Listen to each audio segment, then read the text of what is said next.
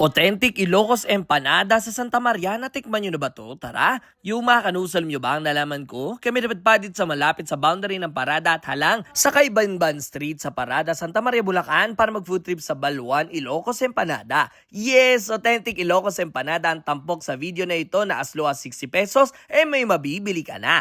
Papaya at munggo ang gamit at hindi repolyo ha, at ginagawa lang nila yung product pag may umorder. Ganito ang serving pero syempre ating alamin ang mga pinagkaiba ng products nila. For ordinary, 60 pesos lang meron itong munggo, papaya and egg. For special, meron na itong vegan longganisa na kasama. At for extra ay mas maraming serving ng vegan longganisa. For double ay may double egg ito at syempre favorite natin ang cheese na dinagdagan ng cheese ang filling. Syempre hindi yan makukumpleto if walang suka or ketchup na sausawan. Hindi ka mabibitin at busog ka talaga pag naubos mo ang isang piraso. May drinks din na pwede ka ma-order like fruit soda, milk tea, shake, and mango sunrise na paborito dito. At meron ding mga snacks like fries and nachos. At nakita ko nga din meron ditong hanging diffuser at perfume na binibenta. Meron nga pala silang air-conditioned dining area, al fresco area. Pwede kayong maglaro ng mga board games and may free wifi na rin. O ano pa hinihintay nyo? Tara na din sa Baluan, Ilocos Empanada sa Santa Maria, Bulacan. Let's go!